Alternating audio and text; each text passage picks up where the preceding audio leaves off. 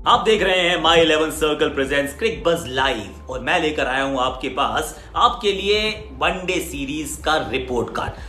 7-8 हमने खिलाड़ियों की बात की है, वो बता सूची निकाली है जो सारे मैच खेले हो, क्योंकि वही उचित है। जो खिलाड़ी सिर्फ एक ही मैच खेला हो उसका तो आकलन करना अन्याय होगा। और सच है ये कि ऑस्ट्रेलिया ये श्रृंखला बहुत आसानी से जीत गया, पर खिलाड़ियों ने कुछ ने अच्छा किया, कुछ के लिए सीरीज उतनी सफल नहीं रही। Let's start with the most successful player Steve unstoppable Smith. 9 on 10 क्या खिलाड़ी है ये। भारत के खिलाफ तो वैसे भी अनस्टॉपेबल हो जाते हैं और इस श्रृंखला में उन्होंने ऐसा ही कुछ करके भी दिखाया। पहले मुकाबले में शतक 62 गेंदे, दूसरे मुकाबले में शतक 62 गेंदे, तीसरे मैच में आउट भी हो गए तो क्या फर्क पड़ता है, क्योंकि तब तक श्रृंखला तो उनकी मुट्ठी में थी, वो ऑस्ट्रेलिया की झोली में ऑलरेडी जा चुकी थी। जिस अंदाज में खेले हैं, दो चीजें बहुत स्टैंड आउट थी। एक तो ये कि जब आप फाउंडेशन ऑलरेडी बनी होती है, अब उसको आप कैसे आगे की तरफ बढ़ाते हैं, उस काम में उन्होंने बहुत कामयाबी दिखाई। जिस अंदाज में खेले, एक्सेलरेट किया और इस बेबाक बिंदास अंदाज में खेले कि अंत में आके ग्लेन मैक्सवेल को भी लाइसेंस था, क्योंकि दूसरे एंड से विकेट गिरी नहीं। दोनों छोरों से पिटाई हो रही है, तो फिर मैक्सवेल ने भी वो अपना विकराल रूप दिखाया। तो मेरे विचार में उसका भी इतना सा क्रेडिट जाता है स्टीव स्मिथ को। He is been absolutely sensational. दूसरे खिलाड़ी की बात करते हैं जो भारतीय कप्तान है, विराट कोहली। विराट को अमूमन मैं रन मशीन कहता हूं, पर इस श्रृंखला में बल्ला चला तो है, ऐसा नहीं कि नहीं चला है, पर शतक का हम सबको इंतजार था, वो नहीं आया। शुरुआती दो मुकाबलों में जो हम सोच रहे थे कि ये बॉस करेंगे, जो डोमिनेट करेंगे, जिस तरीके से खेलते हैं, वैसा अंदाज भी शायद थोड़ा सा कम नजर आया। बाय द थर्ड गेम वो तो vintage Virat Kohli was back as a batsman, पर वहां भी शतक बना नहीं। 2020 कुछ साल ऐसा रहा है, रन बहुत बनाए हैं, पर वो शतक जो है वो 2008 के बाद पहली बार हुआ कि एक साल में, कैलेंडर ईयर में उन्होंने शतक ना जड़ा हो। ऑफ कोर्स कोविड-19 का ये साल है, मात्र 9 ही मुकाबले हुए हैं। 40 से ऊपर का तो इनका अभी भी औसत है और 9 मुकाबलों में 5 अर्धशतक अभी भी जड़े हैं, पर शतक का हम सबको इंतजार था, वो बना नहीं। से अबाउट 7 on 10, क्योंकि आप एक तो उम्मीद करते हैं कि वो मुकाबले खत्म करेंगे, वो मुकाबले खत्म नहीं कर पाए, first match second match.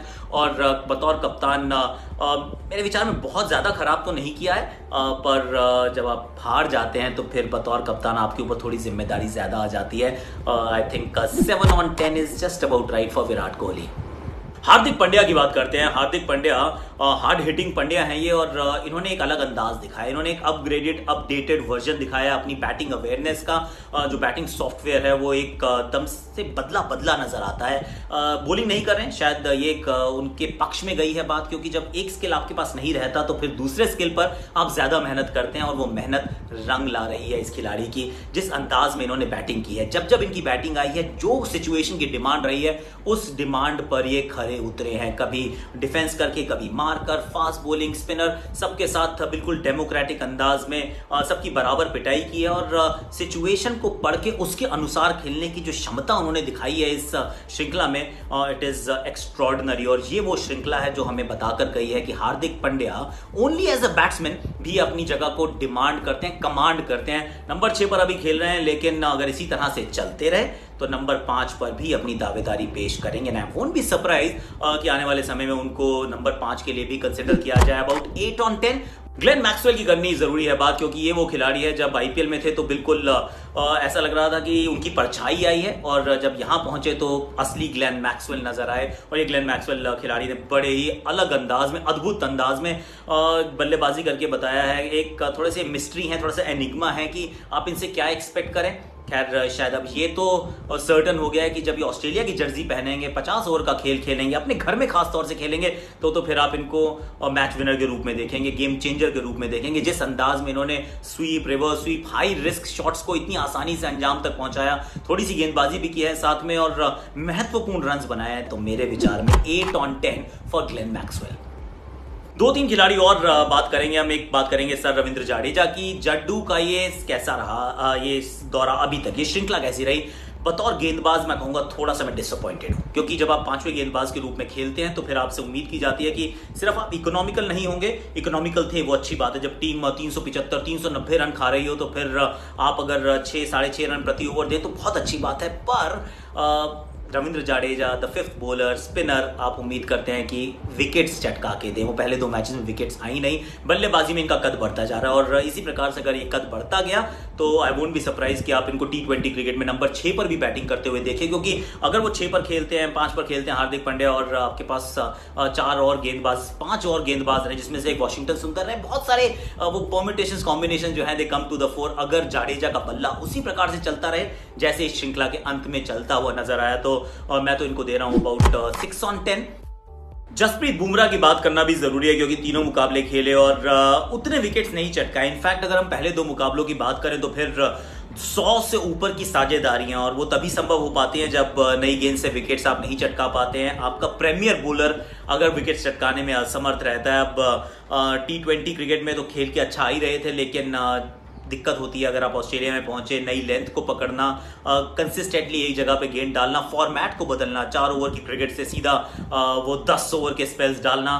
Jasprit Bumrah थोड़े से अनलकी भी रहे, कैचेस भी छूटे, अच्छी गेंदों पर विकेट्स नहीं भी मिले, पर विकेट्स नहीं मिले ये सच है। तो about 5 on 10 for Bumrah. Mitchell Starc का सिर्फ 2 मुकाबले खेले थे। Of course I told you at the beginning कि हम उन खिलाड़ियों की बात करेंगे जिन्होंने पूरे 3 खेले।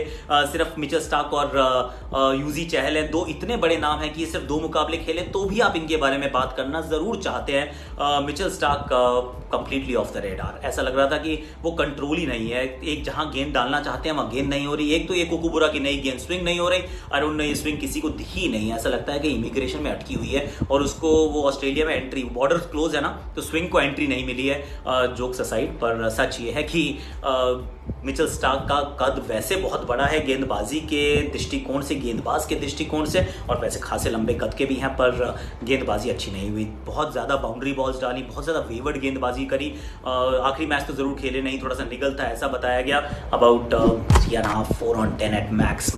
Last but not the least I am going to talk about Yuzi Chahal, क्योंकि चहल जब भी गेंदबाजी के लिए आते हैं तो आप उनसे उम्मीद करते हैं कि थोड़ी सी चहल पहल मचाएंगे, थोड़े से विकेट्स चटकाएंगे, पर पहले 2 मुकाबले वो खेले उसमें उनके हाथ से गेंद निकल तो रही थी, लेकिन जहां डालना चाहते थे वहां गिर नहीं रही थी। और एक और चीज यहां मद्देनजर रखने योग्य है कि जब आप ऑस्ट्रेलिया की परिस्थितियों में जाते हैं, उन कंडीशंस में जाते हैं, तो लेंथ बदल जाती है। जहां आपको डालनी है गेंद वो लेंथ बदल जाती है, हवा में किस स्पीड पर डालना है वो स्पीड बदल जाती है, और अगर शुरुआत में विकेट्स ना चटकाए हो तो फिर आपका कद भी थोड़ा छोटा हो जाता है। Just like Stark, may be 3 on 10, a rare failure in a sense. अगर आप यूजी चहल को देखें, आप मिचेल स्टार्क को देखें, 2 लगातार ओडीआईज देखें और दोनों में इतनी पिटाई हो जाए, ऐसा अमूमन होता नहीं है। तो rare failures of course they do also happen, और जब ऐसा होता है तब पता चलता है कि ये खिलाड़ी अव्वल दर्जे के तो हैं, बहुत कमाल के तो हैं, पर हैं तो इंसान ही, और इंसान जो है वो फेल हो सकता है।